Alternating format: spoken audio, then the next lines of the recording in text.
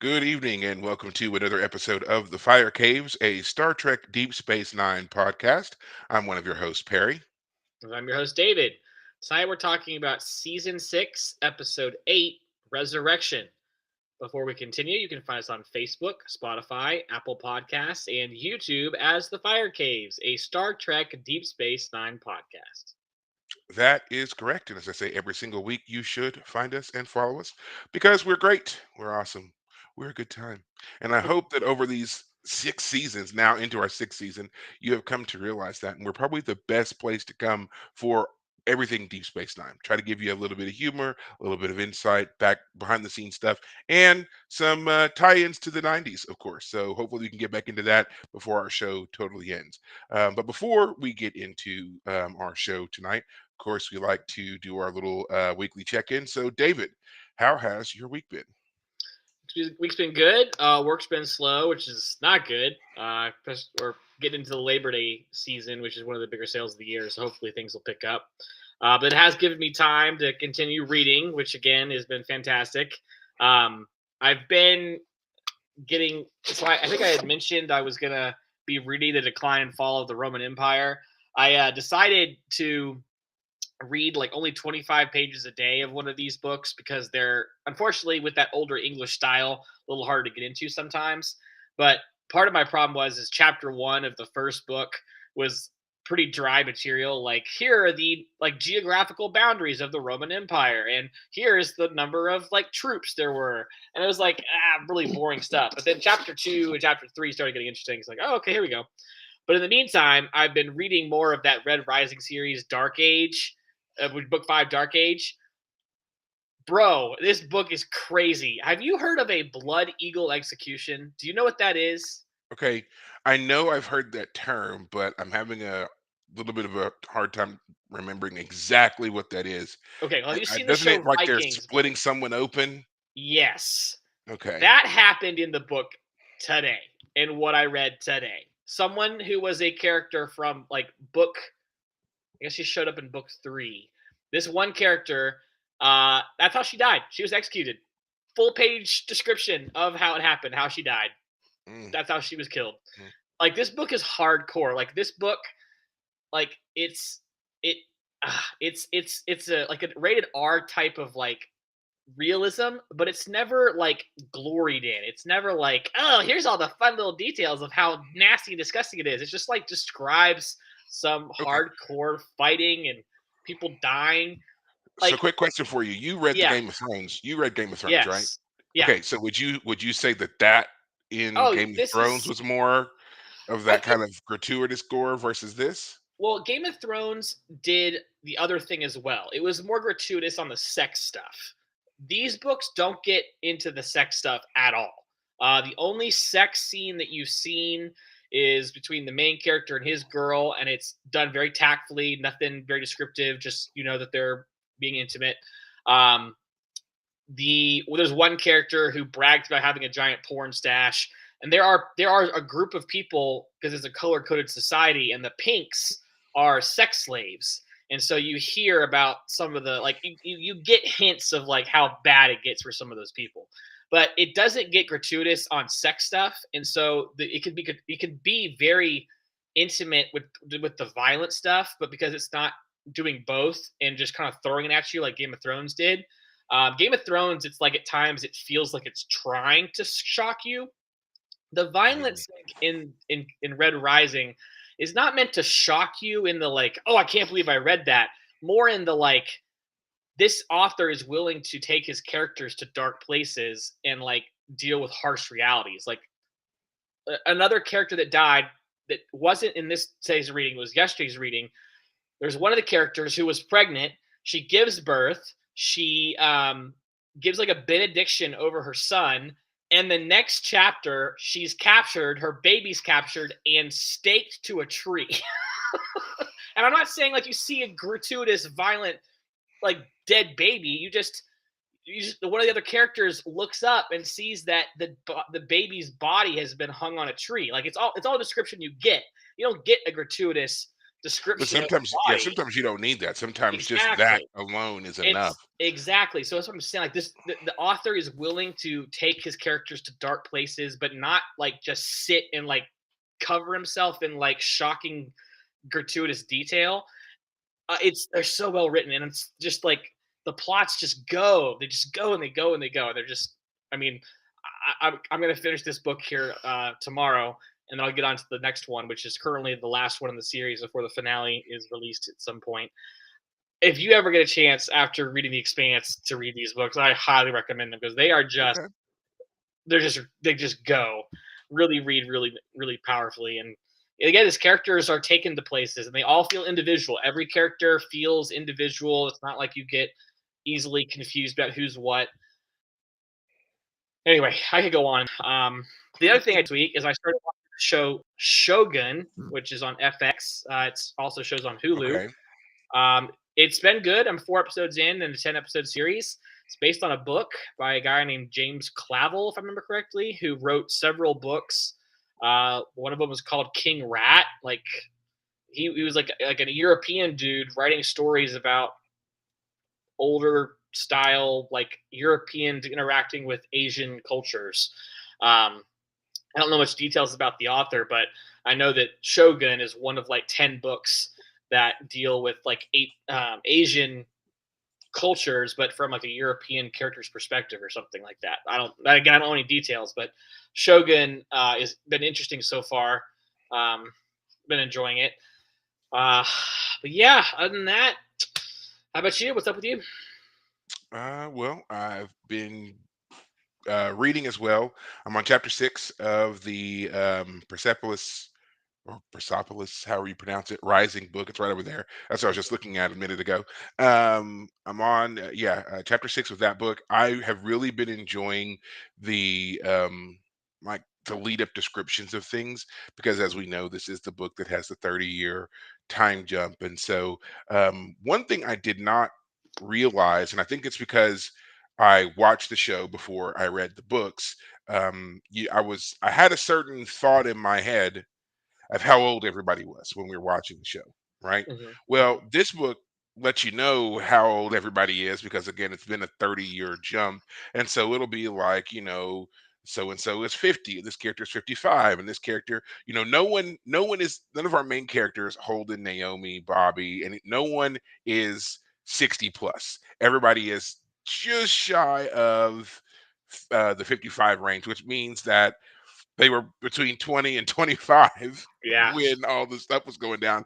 So, I right. mean, the show really did not do them a good service here because it makes you think that they are at least in their, early Early 30s. 30s, Yeah. mid 30s, At least by the Um, end of the show as we know it. Yeah, for yes, sure, by for the sure. by the end of the show, as we know it, that's right. We're thinking 35, probably, closer to 40, so forth and so on.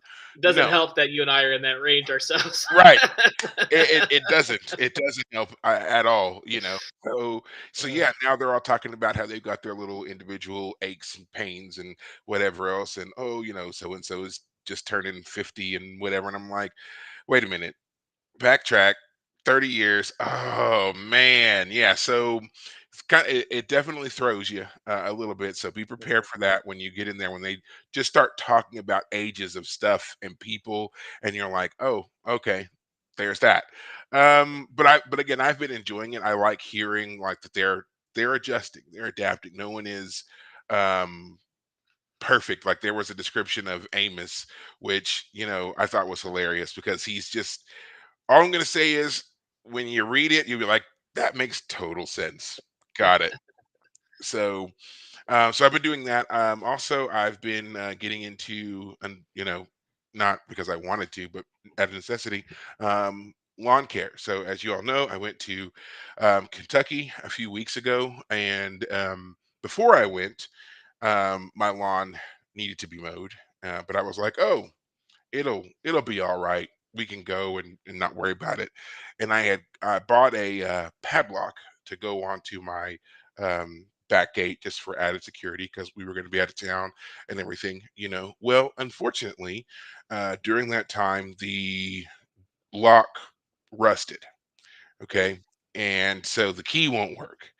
And so it has been. I was like, okay, well, we'll figure it out. I'll get a bolt cutters, whatever.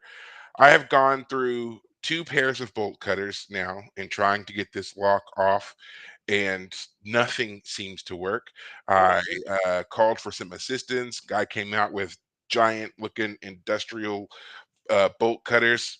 No go. Nothing doing on cutting that off.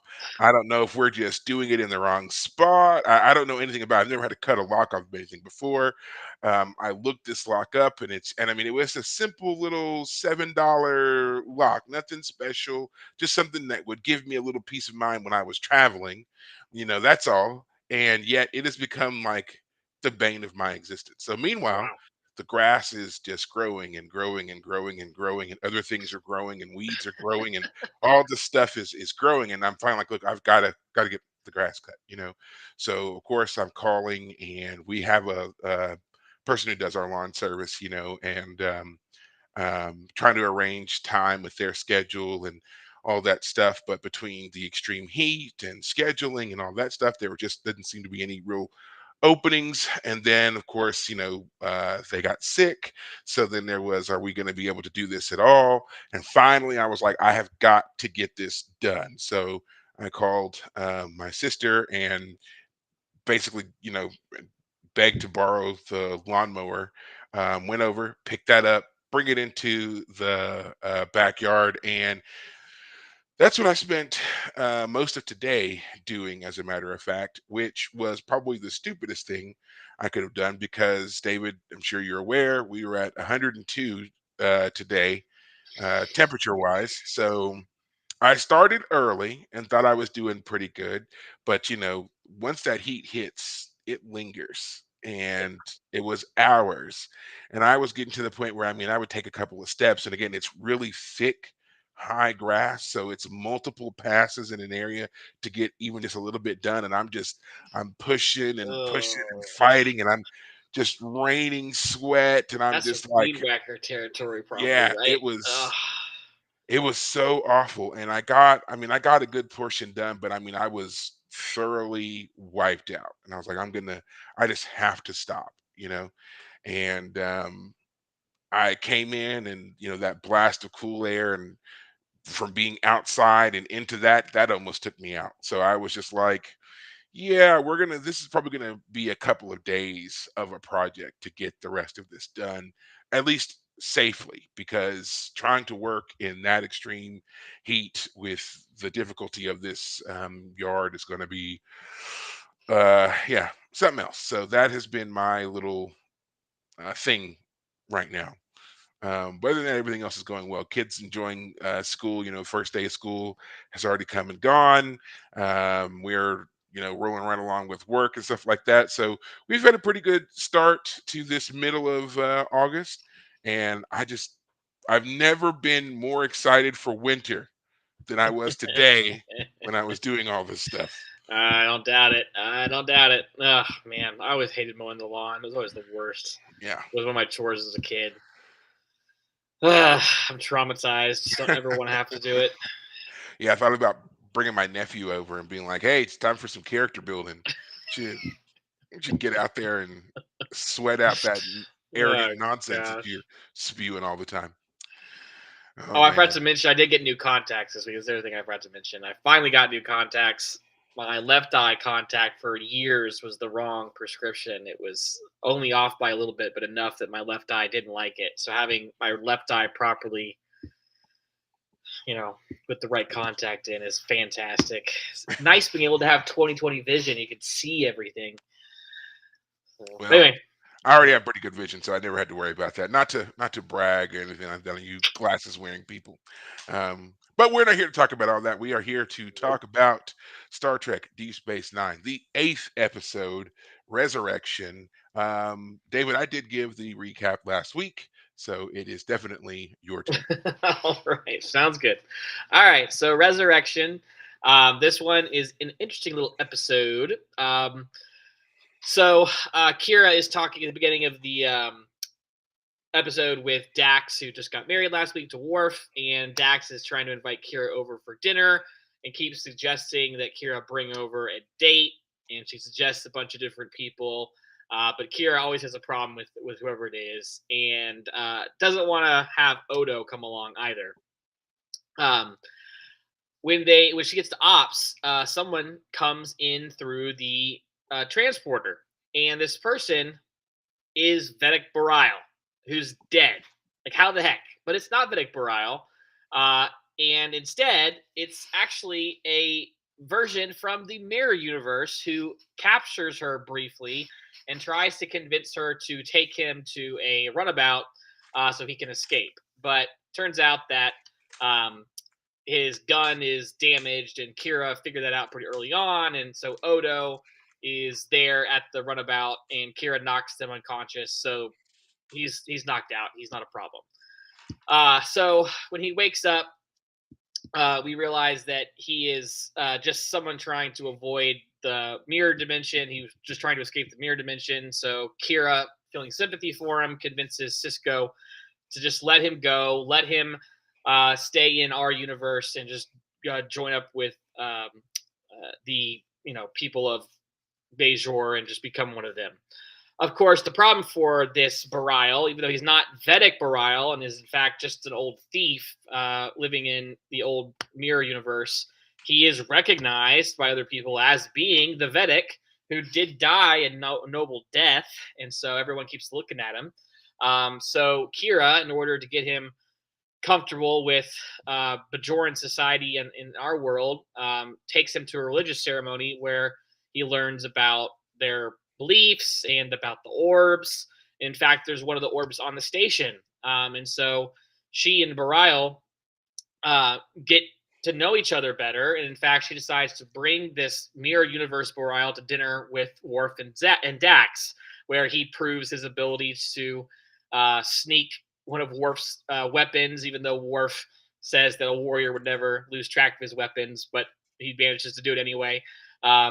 When Kira and he go to, leave dinner and they continue talking, she invites him back to her quarters where they continue talking and they get intimate. And so in the morning they wake up and he had spent the night with her. Kira is very happy to have him there, but we soon learn that he actually is not here alone on the station. Turns out that the mirror universe version of Kira, the intendant, the black leather clad sexy version who rules the station in the mirror universe, has also come along, and she is there to help him steal the orb of prophecy. I forgot to mention that Kira did at some point. Kira and him did go, after they were intimate, they did go to have him see the orb, and he is changed in a sense by the experience. Whereas before he was kind of this kind of happy-go-lucky kind of dude, just always happy to like eat anything and everything he get his hands on because food's better in our universe. Now he's not hungry. He saw things in the orb that have made him subdued, and he's different now. But it turns out the intendant and him are intending to steal the orb of prophecy. So because they want to rule in the mirror universe together, somehow they would use the orb, they think, to gain power. So Bareil, working with this version of Kira, break into where the orb is, but Kira, having talked with Quark, realizes that there's something wrong with Bareil, and so she shows up in time to see that Bareil and the intendant are both there to try and steal it. She convinces Bareil to kind of turn on the intendant. He says, "Well, I can always I can always get back in her good graces, no problem." But the device that he brought with him, that he had once told Kira to destroy because he didn't want it to return back to the mirror universe, he uses that to take himself and the intendant back to the mirror universe after telling Kira that he wouldn't be able to stay with her, even though the visions he had were of him and Kira having a life together and having kids together. He believes that he's a thief and he would always be a thief, and he would somehow mess that up. And so instead of trying for a happy life with Kira, he belongs with the intendant and he belongs in the mirror universe, and so he just goes ahead and takes himself back to the mirror universe, leaving poor Kira alone again. I think that's it. That is Um, essentially it. Pretty simple episode overall compared to other episodes we've done. So Yep, which is pretty much where I wanted to start with talking about in this episode. This is one that people feel was a very bad episode when it first premiered, and it was not received very well. But in hindsight, it's really the fact that we came off of such a spectacular high of a starter for the sixth season. We've got that 6 episode arc, which is the battle and the retaking of Deep Space Nine, followed up by Worf and Jadzia finally getting married, and now we have this story here, which in comparison is kind of lackluster. Not to mention that Bareil wasn't always a favorite pairing with Kira for a lot of people. Even I said I remember when we were talking about him in season 1 and 2 when he was around and everything like that. He didn't didn't really he make die in sense. season 3? He died in Yeah, season he 3. was. Yeah, yeah, he was injured, critically injured, and eventually dies.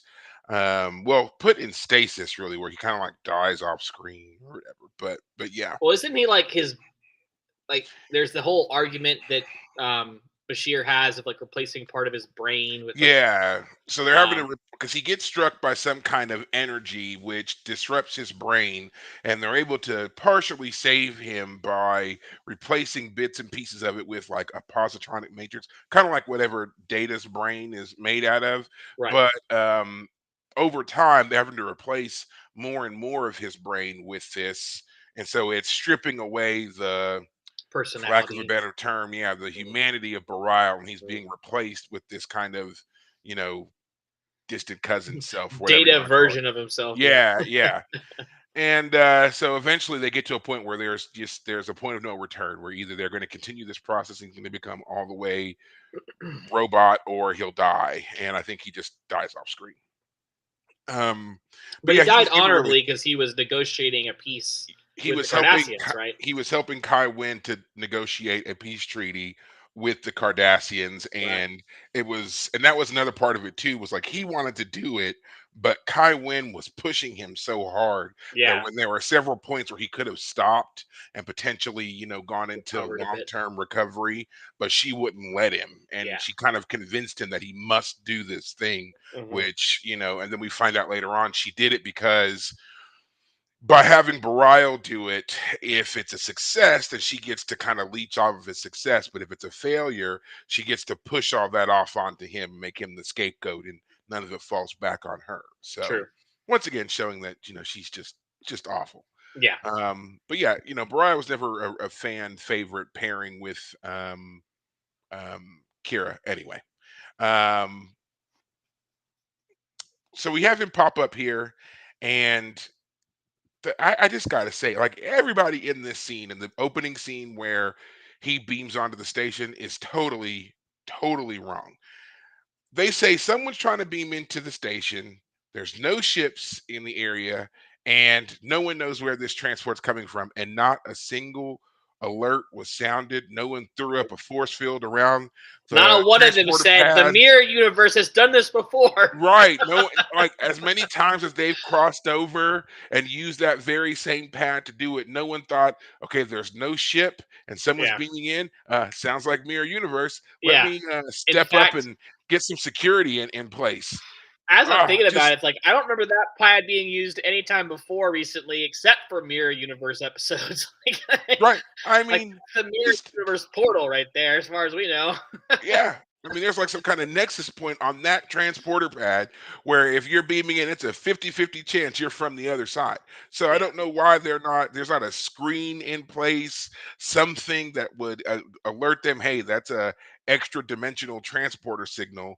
Get security, hold it in the buffer until we can get security in the area. We know they can delay transports, and Yeah. we also know that the transporters can scan for weapons. So Yeah. how he was able to beam in from an alternate universe with a weapon and take her hostage. Everybody fails at their job. And we've got two people in particular who have so much experience with Mirror Universe transporters right there, O'Brien and Cisco.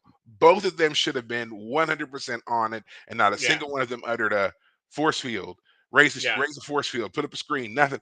I was so upset in this moment watching them. I was like, I hate you all Yeah. right now. Like no one is doing anything.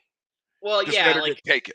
yeah, Kira gets so close that she's able to be captured, and then Cisco's on like, if you hurt her, I'm gonna hurt you. It did feel a Yeah. bit And like, what is really? up with that too, Kira? Kira just walks right over to the transporter pad and gets right down next to the leaning figure. Like, why? You know nothing about where this person is coming from. Why did you get closer to them?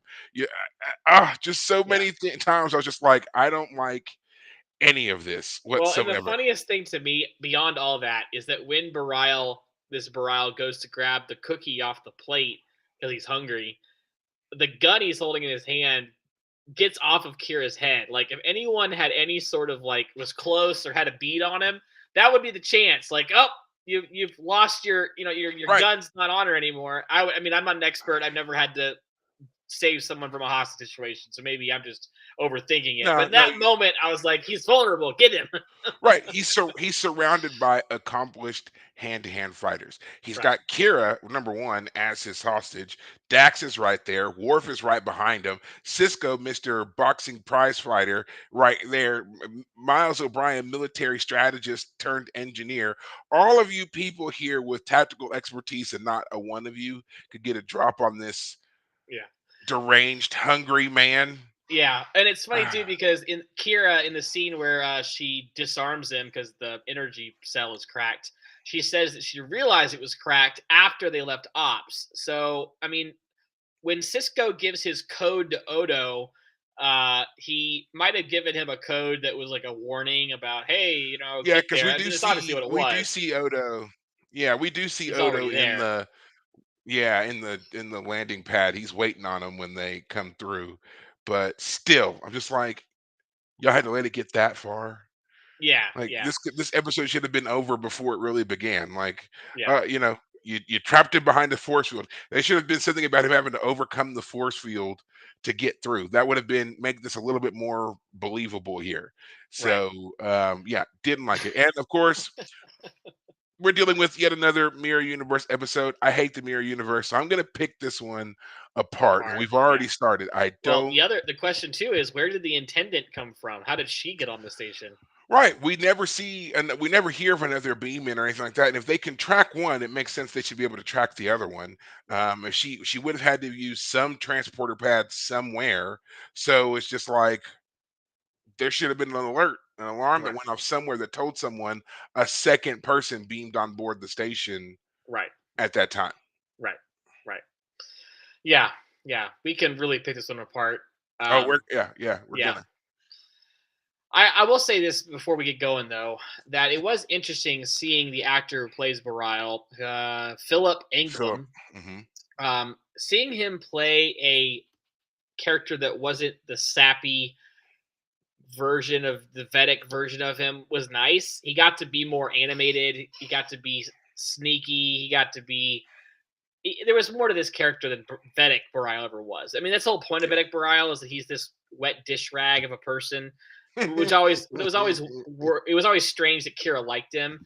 It's like she liked him because he was this Yeah. whippy guy, that he was this religious figure. Which, by the way, I don't know why this Bareil would have the earring if he's not religious. Like, isn't that supposed to be a religious symbol? No, it's not. It's a family symbol. They wear them to designate Oh, I thought it family was always a groupings. religious symbol. But if it's been a family symbol, that actually makes more sense, I guess. Yeah. Yeah, Now, I think that and we talked about Mariah before, and I'm just going to say it again. Like, I always felt like Mariah would have fit in more with the TNG crowd than he does with Deep Space Nine, because Deep Space Nine is more of mm, a combative, a darker show. I right, think we all agree, a darker show, and to have someone who was always so peaceful and diplomatic and wanting to have things on such a very open and forward progression was more about what Next Generation was about than uh, than Deep Space Nine. Deep Space Nine had elements of that, but it was like we know that peace is our goal, but we also know that sometimes it's a hard road two piece, and he didn't really fit with getting that done, or communicating that message, I should say. Um, and Kira liking him because he was this peaceful individual, it did make him seem perhaps weaker than maybe they initially wanted him to be. And I think that's always a problem when it comes to characters like his. They there's this line that they should never cross where they go from being pacifist to they're just very weak and submissive. And I think that's what happened to Bareil very early on, especially when it came to his involvement with Kira. He stopped being a a compassionate but strong voice for peace and more of this appeasing whatever she wants kind of guy, which took away a lot of the interest for Hmm. that character. And I think they realized that too late and tried to get it back by giving us this weird battle between him and Kai Wynn. But again, it was already too late, and Kai Wynn became such a compelling love to hate person that Yeah. they it was easier to get rid of him and let her kind of take over and Right. show this kind of subversion of religion through her Right. than dealing with Belial. Right. Yeah, yeah. Vedek Bareil always just like a weird character. So it's Yeah, been interesting to see the return of the actor and the character, but a different version. Um, what do you think? I mean, it's been so long. This is like he died 3 seasons ago. I mean, yeah. is it too far? You think? Like it's been too long since we No, last saw him? I wouldn't say that. I think that the issue here was that they once again I feel like they did him wrong because they wanted him to be so different, which was fine. Coming from the mirror universe, living a different life, definitely makes sense. This person would be vastly different from the Bareil that we know. However, they started his seeming redemption arc a little too soon and too easy. It was like, oh, he's not Bareil, but he's still seemingly an all-around good guy. He's telling jokes. He gets along with Dax and Worf really easily. He's grumpy a little bit with people, thinking that he's Bareil when he's walking through the station, but he's not attacking anyone or anything like that. He's also very introspective and contemplative when he's doing stuff, when he's moving through and has his orb experience. And suddenly he's drastically changed. He was this kind of Lothario kind of character, and he's consuming food and he's wooing Kira and all this stuff. And then all of a sudden it all drops away and he's introspective and he's speaking like Bareil. At one point he even like quotes That's true. Bareil and Yeah, all. It's just like I was it's Bareil too and Bareil was soon. me. Yeah. Right, like the orb experience is supposed to be this fundamentally changing life experience, which I mean, I can't imagine what that would be like to encounter a piece of your god basically and have that influence you. But at the same time, I was like, it was too quick. It was too quick of a change, and you know, we don't know what the time scale is, how many days he sat with the orb experience or whatever, but we're kind of led to believe a lot of this stuff is happening quite quickly. Hmm. So it was too much of a knee jerk. We've already got to deal with different Bareil from the mirror universe. Now we've got to deal with another type of Bareil also from the mirror universe, and he's battling this. Am I going to be a thief or am I going to be a monk? It was too much and not executed well. Yeah, yeah. It's just I mean, this might have been another episode that would have been better as a two-parter. We've said it a million times because I don't object to the idea of stories having I know some people don't like multi-universe storytelling, and I do think that it can be a crutch. But the whole idea of multi-universe storytelling is why is this version of a person this way, and why is the other version this way? Mhm. And the question for our main character is always not, oh, if there are an infinite number of universes, then nothing matters. It's what am I going to make matter in my universe? What am I going to make personal to me? What am I going to do to make sure that I am living I'm the version of myself that all the other versions want to be, basically. Like I'm the one that's doing the right moral thing, etc. Um, so the idea that our Vedek Bareil was one to emulate makes sense. And this one's like the inverse. He's a thief. He's not religious at all. Um, The problem though is like his plan just falls apart as soon as you start thinking Yeah, about it. Like, yeah. I'm gonna steal an orb by being captured and falling in love with Kira, and she's gonna like the orb is there. Like, how do they know the orb was gonna be there? Right. There's Why not don't they a have their own orb? Do they not have yeah. their own?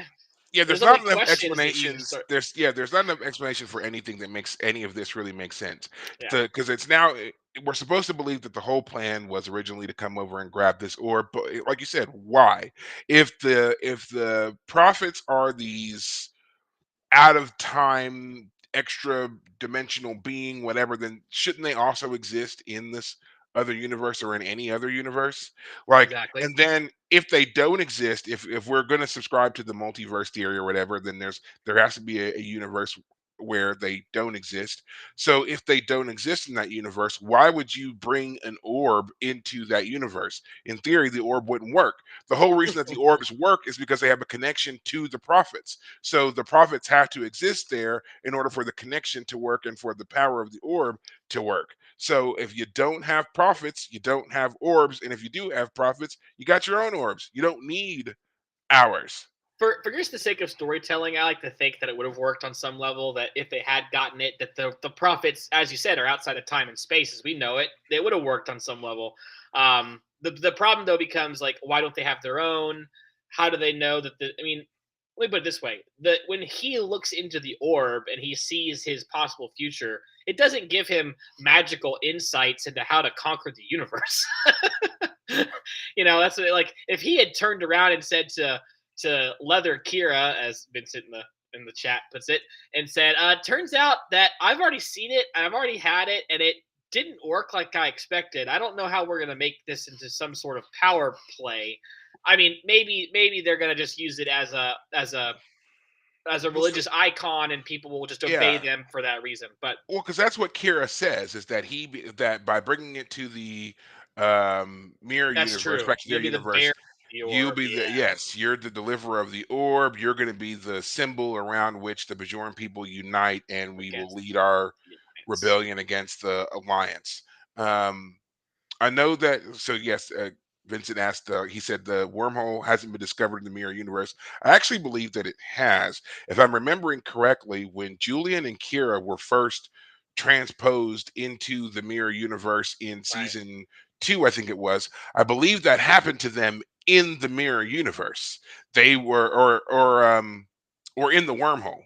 They were traveling through the wormhole when they were struck by some kind of energy thing, I think, but right. and it was while they were coming through the wormhole, and when they emerged on the other side of the wormhole, Deep Space Nine wasn't there, That and must have then been they season 4 because we had Worf, as you just mentioned, and Worf didn't show up till season 4. no, Worf wasn't. Oh wait, was Worf in that episode? I think so because he's the emperor of the Klingons, right? Which was But yeah, hilarious. I have to but say, the mirror universe is completely yeah. legitimized by Emperor Worf. That was like the best part. And I know that there was an emperor, and I know he was Klingon, but I don't think it was revealed that that was Worf until much later. Because even in Is that that not episode, that I episode? don't Okay, know. I don't He I don't doesn't show remember up then. enough of it. I'll trust your judgment. Because intendant Kira was still in charge of the station then, and that's what happened. Because when the Klingons, the scouting party showed up to attack their runabout, when they hailed the runabout and they revealed, and she said, "This is Kira on the runabout." The Klingons freaked out because she was the intendant. They had never seen a mirror duplicate before, Was this so the she first was. time we ever saw the mirror This was universe? Okay, this is the first okay. time we ever saw the mirror universe, and we saw the intendant. That was the very first time. So Worf is not in that episode, and at that And time, the Cisco intendant is was still in dragged into charge. the mirror universe in the next Later, time we went. But the yes, next the time we next went, it time, was his turn to go. Okay. yes. So Okay. the very first time, it's Kira and Julian, Gotcha. Okay. I think I and remember that now yeah, because our that Cisco was the pirate version of right. Cisco. Yeah. I have to So say it's fun to see like these alternate versions of yeah, characters hmm sometimes. Like what's the opposite version look like? But as you say, they just never execute them as well as you yeah. They don't give you enough. We just don't get enough time to get the explanations down for them. yeah. if we were given a bit more time with it, then things would make a little bit more sense, I think. But we just don't get that. But anyway, I just want to so we say that know. we need to make Vincent a producer on the show. He's in the chat here, and he's pulling up all the correct references to who showed up when. Oh my gosh, Well, Vincent, you're awesome. Yeah, but again, all that to say that we know that the wormhole does exist in the mirror universe. What we don't right, know is whether or not the prophets are there. sure. So Well, I I would guess expect that yes. My initial answer would be yes. Is it the same prophets? No. But is it the same idea as like they have some sort of weird inverse connection with our universe? Like, are they evil prophets? That actually would be kind of fun.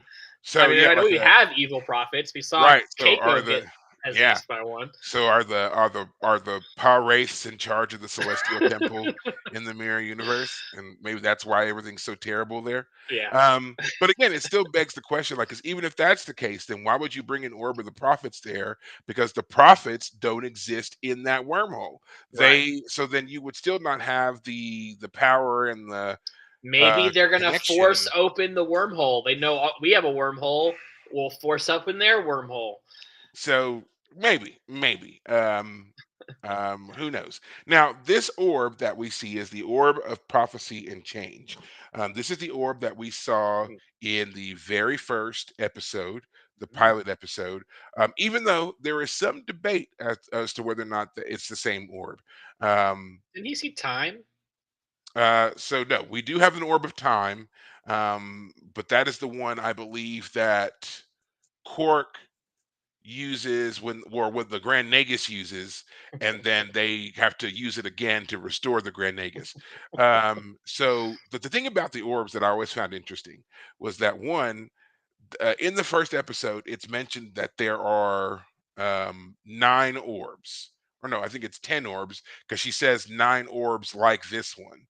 Mhm, So I believe that makes 10 total. So mhm, there's 10 orbs. We mhm, only ever see four. We have the orb of prophecy and change, which is in this episode. We have the orb of time. We have the orb of wisdom, and then the orb of I looked this up earlier and I've forgotten. Contemplation, the orb of contemplation. But out of 9, we've only seen these particular four. And wait, that's not right. There's one more, but we haven't seen it yet. So I think we get 5. Yeah. Anyway, not the point. My point I was making is there are at least 10 of these things. We only right, get to see like 4 or 5 of them. Where are the other ones? And what do they do? right. So I've always been very curious about that. It's kind of like with the expanse and how they give us all this great proto molecule stuff, but they never give us everything that we can get into for like where it comes from, what it does, other implications Some for it. mysteries are left to Yeah, be and unanswered. Yeah, it just bothers me because the orbs are so cool. I would love to know more about them. So we do get to see. I just looked it up really quick. We do get to see 5 orbs total. okay, We've only seen 4 so far. There's okay. another one that comes up later on, so I'm not going to spoil that for you, David. No one else say. Well, never mind. I was Thanks, gonna say, I Vincent. think Vincent said Uh, it already. thanks, Vincent. You're just ruining David's experience here. Uh, Metachlorians. oh my God. Get that Star Wars nonsense out of Yeah, here. we're not talking Star Wars. Uh, Anyway, I yeah. just wish that we would get more of this, like more stuff about the orbs. Now, I do know there is a whole series of books, and there's a new comic book series out that goes into a lot of the other orbs and what they do, and the full effects of them, and all that other kind of stuff. You have to. There's a Star Trek Deep Space Nine relaunch series that goes into a lot of them. So if you're interested at all, you go and check those out. I'm sure they're available anywhere you sell books or whatever. But I'm just saying, for the purpose of the show, we never get into all the rest of the orbs. And yeah, so the fascination with the orbs here in this episode also doesn't make sense. We don't get a thorough explanation of the plan, nor do we get an explanation for why the intendant is so obsessed with them, because she was supposedly in charge. Now we know that she was captured, by the Terrans the last time we saw her, but we don't know what she's been up to since then.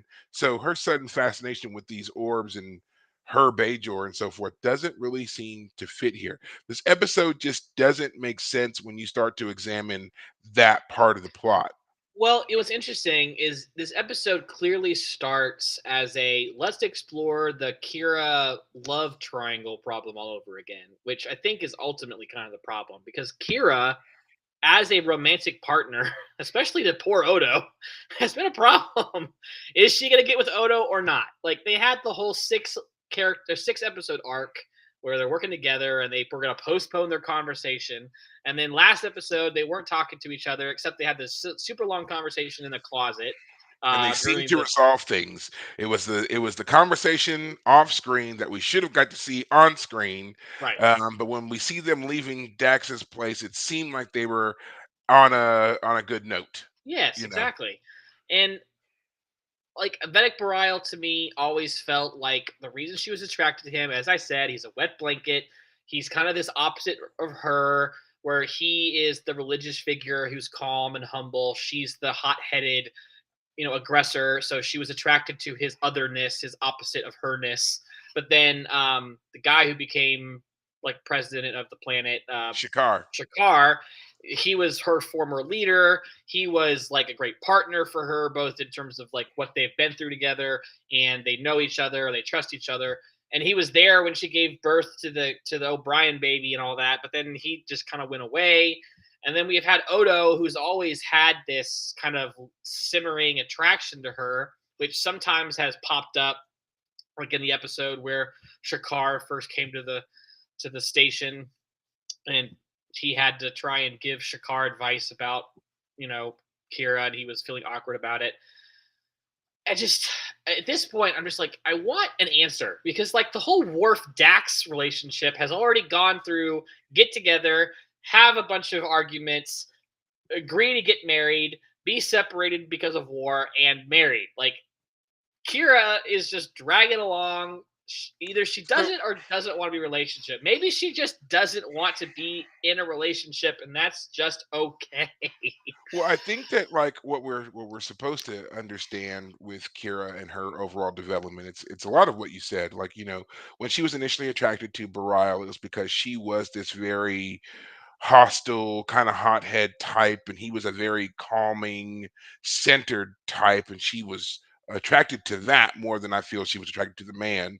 But now we see Kira here later, and she's grown, she's matured, she's changed, she's been through a lot of things, and she's come out the other side of this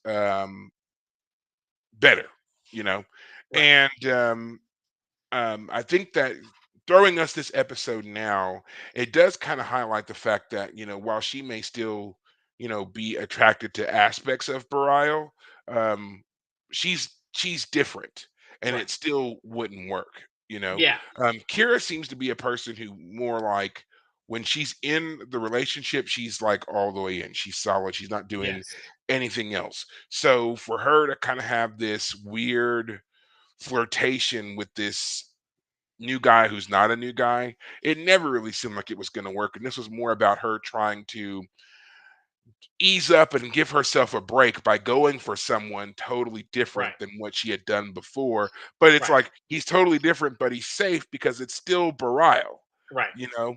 Yeah, And I think that now we can get to that point where it's okay that we don't see Kira really pursuing anyone. And this also falls in line with another theory I had about how they go about setting up Kira and Odo, because it was necessary for each of these characters to have certain um, movements in order to show progression to make them ready for each other, right, right? So both characters have now gone through a series of events that have caused them both to mature and be now ready for one another. They're right, not quite there yet, but now they're to the point where they're not going to be influenced by outside things, outside factors, people, whatever, and they can just continue to work to, not just rebuild their friendship, but restructure it in a way that they can now be in a relationship together.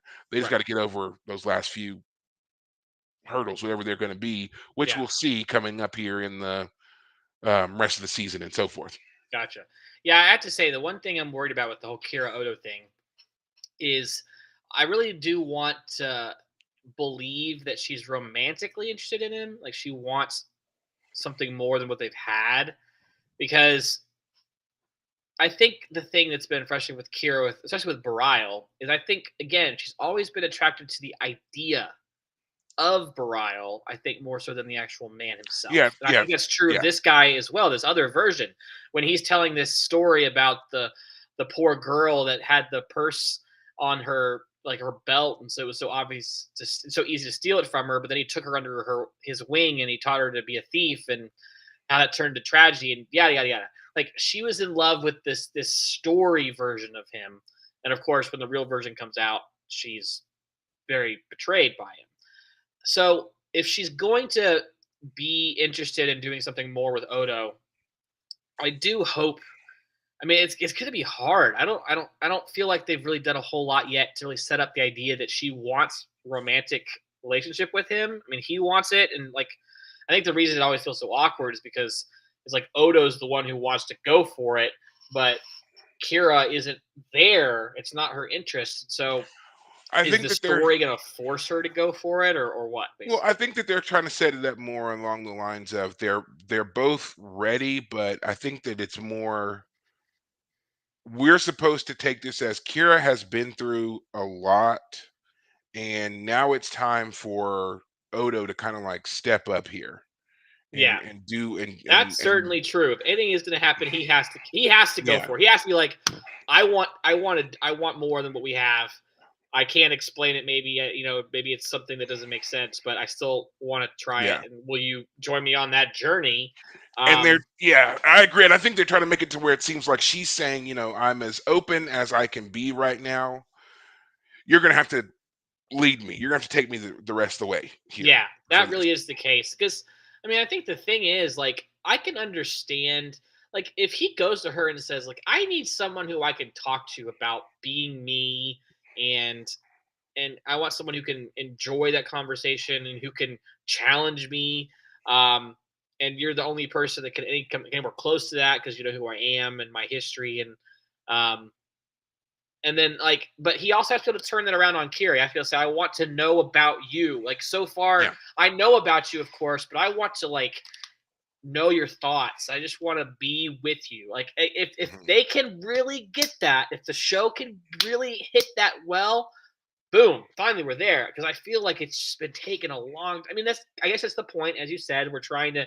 These characters are going through a character journey. It's not Yeah. Dax and Worf's journey. To be fair to them, that's not their story. But if they're going to go there, the story has to work hard to make that change because that is going to be a huge character Yeah. change for them. And And yeah, I And a guess you know critical how. part of that Yeah, well, a critical part of that too is, they before these characters make these seemingly life-altering decisions, spending the rest of your life with someone, there's a important aspect of knowing yourself, which I feel like was always the main reason that Odo was always going to be lacking in a lot of things for the longest time because he didn't know himself. He didn't know where he came from for the longest time. That was a large driving point of his story was being an unknown element here on the station. And so now he's had the opportunity to not only, visit his home world and know where he comes from, but to interact with his people and to be influenced by them and for good or bad, be influenced by them and come out of this finally the other side fully informed as to what's important to him. And right. that's kind of what we were getting to see in that last part of the 6-part story arc there when he chose to help Kira and everybody, was that he was saying, this is where he belongs. This is the life that he wants to be a part of. So, um, you know, now he's informed on himself. Now it's and that's again why I feel like this is Kira saying, okay, we've sorted these things out. We've got all this other stuff taken care of. I need you to come to me and, again, lead me here, take me here. If this is what you really Mhm. want, I want you to say. So, Right. because you're the one who has struggled so much with yourself, I need Yes. to know you're comfortable with yourself before we Right. can move forward. And the only way that can happen is if you come to me. Yes, and that definitely is 100% right because Odo, being the one who was poked and probed and made a science experiment and and a toy to show off to the Cardassians. He definitely has a hard outer shell he's trying to break out of. And if he can come out of that and say, basically what he needs to be able to say to Kira is, I want this. I want a relationship, but I want things, be vulnerable. And then another part of relationship is knowing what the other person wants, like being in tune with them and being like, I know you want this, or you like that, and then respond to that need and desire or want, and provide it in in in anticipation of the person you love. Right now, she's just this thing that he likes and enjoys, and he does like her and love her in a certain sense. But Mhm. if Odo would show up to her room with flowers because she's had a bad day, a box of chocolates, some Ractagino. He doesn't drink Ractagino, but if he showed up with some, she'd be very happy to see him, and that might get her, her love juices flowing. If you get what I'm saying, like we need to see that. We need him to step out of his comfort zone, and that is what is necessary next. They can sit in the closet and talk, but until he can start making some moves, and again, I'm not talking like sexy moves. I'm just talking about like just like be Conveying vulnerable. interest, right? Conveying Exactly. interest, showing her, yeah, yeah. Yeah, and until that, poor Kira's gonna be bouncing between two different versions of Bareil. It seems. Yeah. I So never liked Bareil. so Never, I guess even this. I guess here's a question. This little spoiler you can give me. Are we done with mirror episodes, or do we still have more mirror episodes to go? I'm trying to remember. I think there's one more, maybe two more. Okay. All I right. think that there's. I know there's one in the seventh season. I'm trying to remember if there's any more in this season. I don't. I don't think so. So maybe I think there's just one more, and it's in the seventh season. So Right. yeah, I'm not a. We'll get there, and I'll just roll my eyes. Um, Yeah. but whatever. Um, yeah. Anyway, I, as I said earlier on, this episode was one that people did not respond very well to. Again, that criticism has kind of been, because we came off of seven very strong episodes to then go into this one. Um, I think that now upon review, it's not that bad of an episode. I can certainly understand how when the show was originally airing back in the 90s, you only get one episode a week and you just came off of this extremely high 7 episode arc here to go to this kind of lovelorn episode was probably jarring. But when you are able to kind of like sit back like we're doing, and in my case, rewatch and just kind of take in more of the things that were going on with the episodes, stuff like that. I don't think this is necessarily a bad episode. I think it's an Yes. important one overall for especially Kira's Yeah. This is development. definitely a Kira episode for Yeah. sure. Yeah. But as we said, I think there are aspects of it that they could have done better. Better explanations for things would have certainly beefed up the episode. Again, we don't know anything about the status of the prophets and the orbs in the mirror universe. And to that, I mean, we obviously know that this is the same mirror universe we've been dealing with because Intendant Kira makes that evident. Mhm. But there was every possibility for them to set this up as yet another universe and kind of getting into a multiverse or myriad universe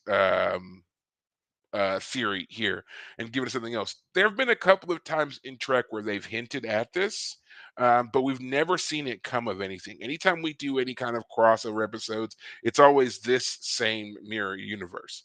They give an explanation for this in Star Trek Discovery, but I still think that it would have been great if we had seen another universe where things were a different kind of different. I don't even know what that would be, but just do something different than, oh, it's the evil versions that have crossed over, the bearded versions that have crossed over, right?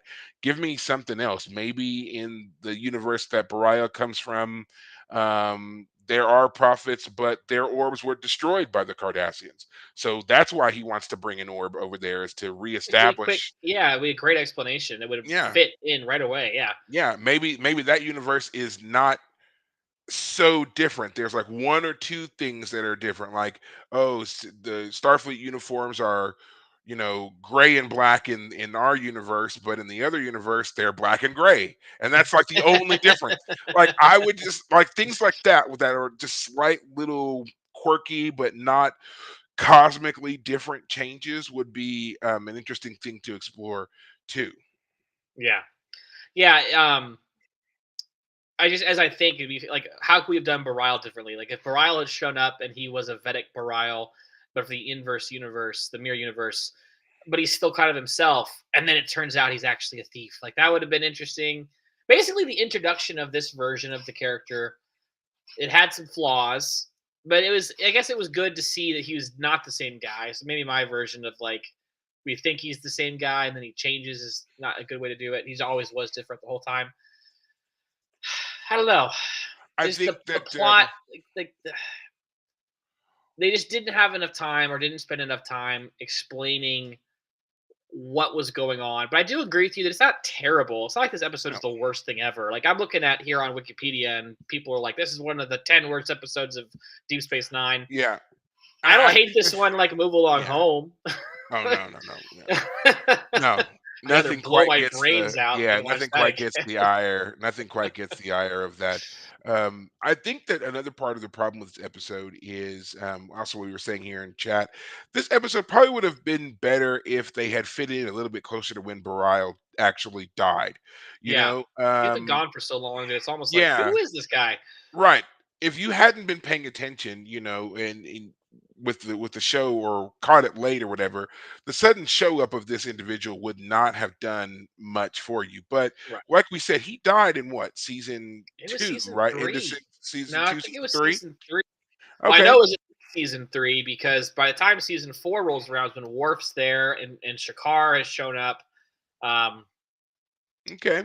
anyway, keep So going. Yeah, so yeah, so I mean, if they had done this episode in season four, maybe season five, like after she had broken up with Shakar and then had Bareil, Blast from the Past, show up, that would have made this episode a bit more interesting. She's still, it's again closer to when he died. She's now feeling yet another loss because now her and Bareil have broken up.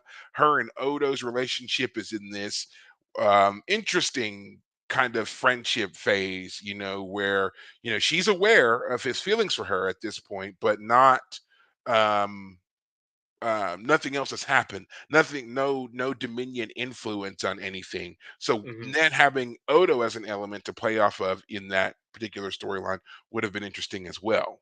right. But I think they just waited too long for this one.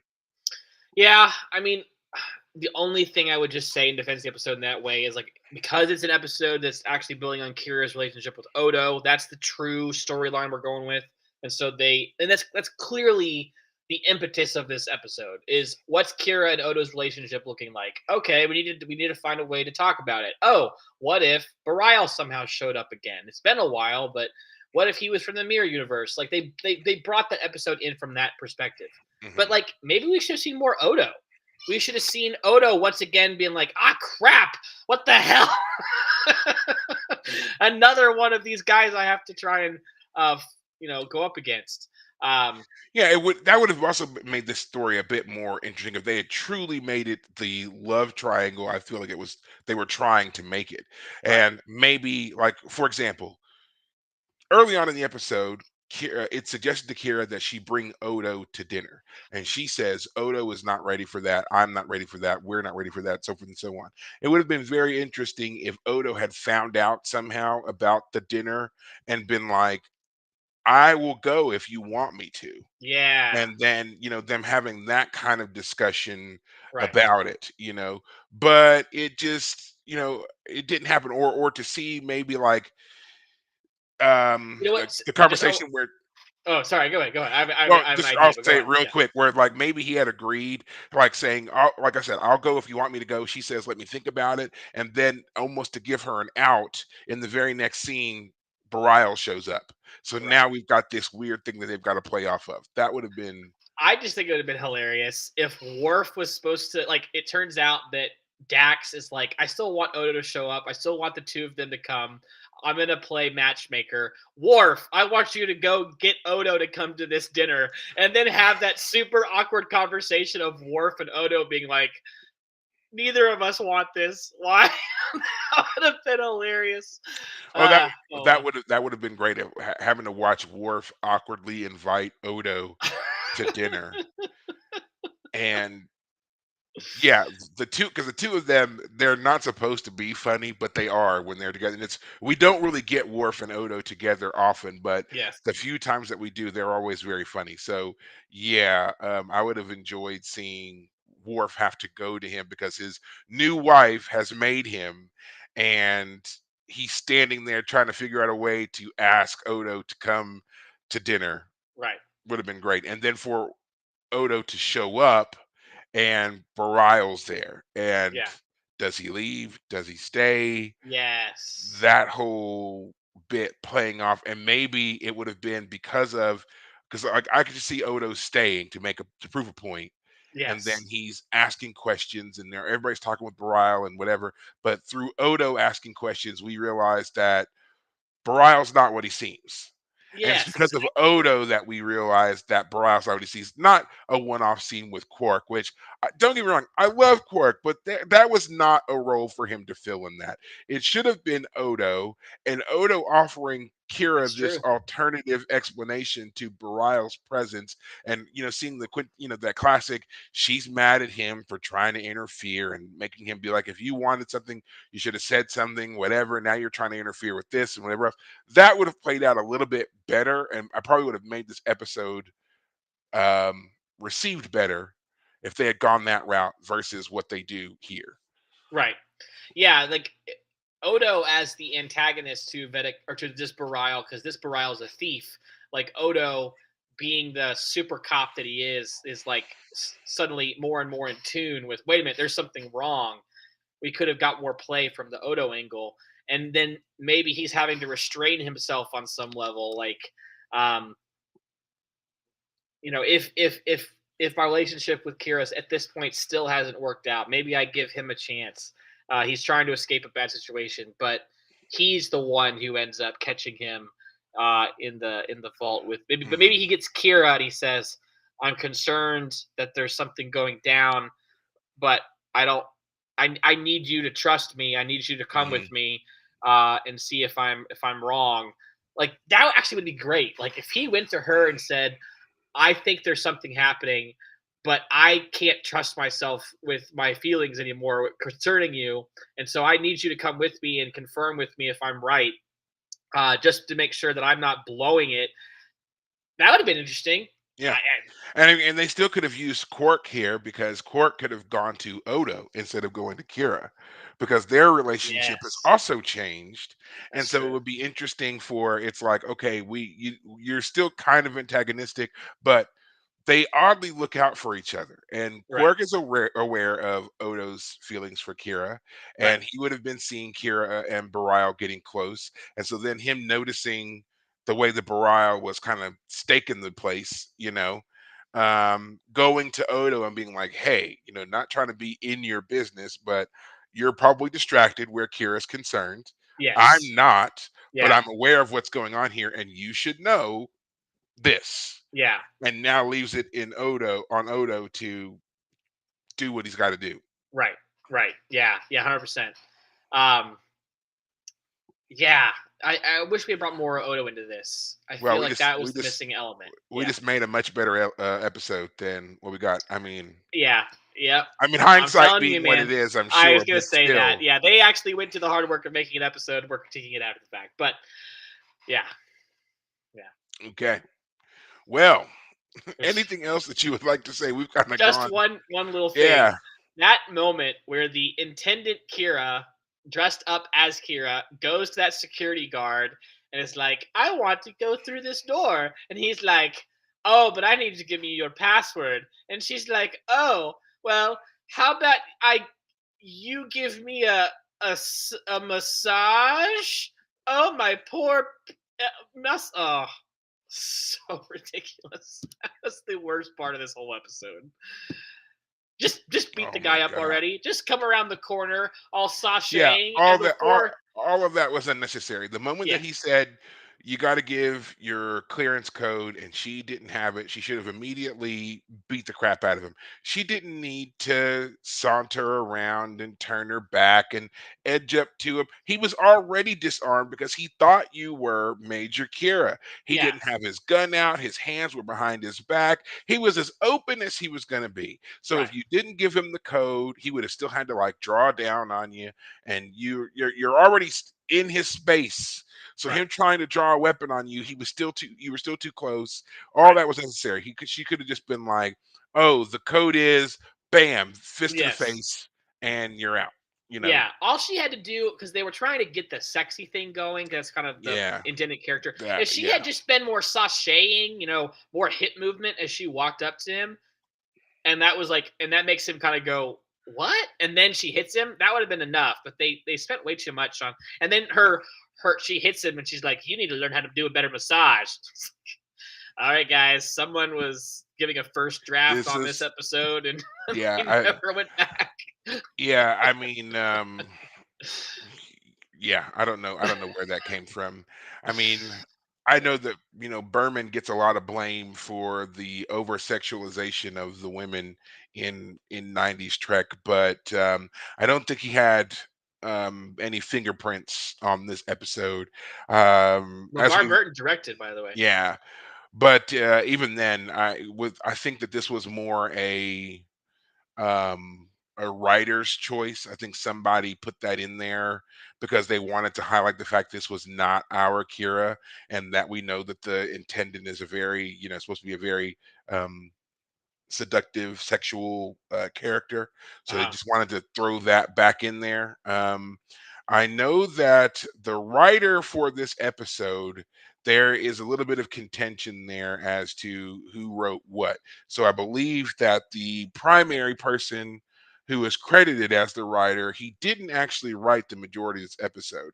It was actually done by um, Ira Stephen Bear and I think Ron Moore did a Michael majority of it. Taylor is the one credited on Wikipedia. Yeah, he's credited with it, but he didn't do it, and that's pretty well known that he didn't do it. So I think that what happened there was there were just a lot of things they needed to like fix, and so the other guys ended up taking over and doing it. So I wouldn't blame Michael Taylor too much on this one because the others are really they're like we did the heavy lifting here for them. So he kind of like gave them like a framework, I think, and they went in and filled out the rest. So, um, Yeah. but yeah, I mean, it is what it is, I guess, but still I sometimes I just wonder like who is in the room. And like I just wonder when they're doing these like writing brainstorms, do they really just sit around with like a whiteboard and just throw stuff up there and X out what sounds cool and what doesn't? Or is there like a guideline like every episode must have one of these, must have three of those, must have two of that, like is there that and then they have to like figure that out and maybe that's why certain things happen or what? I want to know how that process works for them because us just sitting here and breaking down an episode and saying you should have done this because it's related to that. Like, did you not watch your old stuff before you sat down to write another episode? Maybe there wasn't time. I don't know, Right. but yeah, just a lot of questions I have. But it seems like they've gotten better as we've gotten into newer Trek stuff. Strange New Worlds, for example, is a very very strong episode. Right. But yeah, oh, and we have to talk about Strange New Worlds before we end everything. But before we get to that, is there anything else you wish to say about this episode? Yeah, I can see why people don't like it. I think I agree with you. Mirror episodes have been weird. Bareil's always been a character that's been flawed to say the least. The love triangle from Kira's love triangles and Odo's love triangle has always been something that's like just been a slow burn. Not the worst thing ever. It's really all I can say. Not the best thing ever either. Okay. Well, I mean, I'll just finalize my own thoughts here, which is I don't like mirror universe episodes. I always feel like they leave you wanting, mainly because I do. wish that we got better explanations for like why things were evil or whatever that is. We just don't get that a lot with these. We've been told a couple of times that there's a couple of divergent moments in the mirror universe from what I guess we're to assume we're the prime. Although lately the way things are going, I think we're the mirror universe. But like there's not enough that says to me anyway that it would always stay that way, that it would, you know, I mean, maybe we flip back and forth. I don't know. I wish they would just kind of give a little bit more explanations on that, and they don't. And the characters just never, to me, they're just never as good. I think the most compelling characters they ever did for the Mirror Universe was with Kirk and Spock and all them way back in the 60s when they first did it. Other than that, every other time I've seen Mirror Universe characters, they've sucked. I don't like them. So that's it. Yeah. Um, Well, that's going to do it for us on this episode. I did say that we were going to talk about Strange New Worlds just a little bit because the next episode that we're going to watch is called Statistical Probabilities. And just a brief synopsis of that episode, it deals with genetically modified, genetically engineered individuals. Oh, Um, Going to be a very interesting episode. This is something that we've talked about a little bit because of obviously Dr. Bashir and his character history. So we're going to get into that, of course. But it has a unique tie-in to Star Trek: Strange New Worlds, show that's set in the past, but is obviously done 30 years, contemporary, whatever. But there is an episode that I absolutely love in Strange New Worlds that I feel like we should watch. You must watch in connection to this episode that we're going to watch for Deep Space Nine, and it's called Ad Astra Per Aspera. So, for those of hmm. you who are again following along, and David, you will have two episodes to watch for Oh, next week. okay. You need to watch both Statistical Probabilities and Ad Astra. I'll remind you, and I'm trying to think right now what order you should watch them in. Um, you should watch Ad Astra first because Okay. chronologically it came first. Even though Strange New Worlds is In the newest universe. show, yeah, in universe chronologically it came first. So you should watch that first and then watch the next episode. All right, Okay. and Am I going to be uh, totally lost with Strange New Worlds by watching that episode? Is it like in the middle of season 3 or something? it's season. It's like the first or second episode of season two. Okay. And no, you won't be lost. It tells you who everybody is, Sure. and it's not a story that depends on you knowing backstory of anybody except for the main character that it's about, and it gives you their backstory in the episode. So it's everything you need is in that episode. You don't need to know anything else. Hmm. Okay. All right. Well, give me All right. homework, huh? Yeah. Jeez. Hey, we never stop learning. You're just getting older. That's all. Don't remind me. Yeesh. Well, again, that's going to do it for us here on the Fire Caves. As always, you can find us and follow us anywhere you happen to do your social medias. And of course, you can listen to us anywhere you listen to podcasts. I happen to do it on Spotify. You can watch all Trek on Paramount Plus, except for Prodigy, of course. Head over to Netflix for that. And guys, until next week, take care of yourselves. Thanks, guys.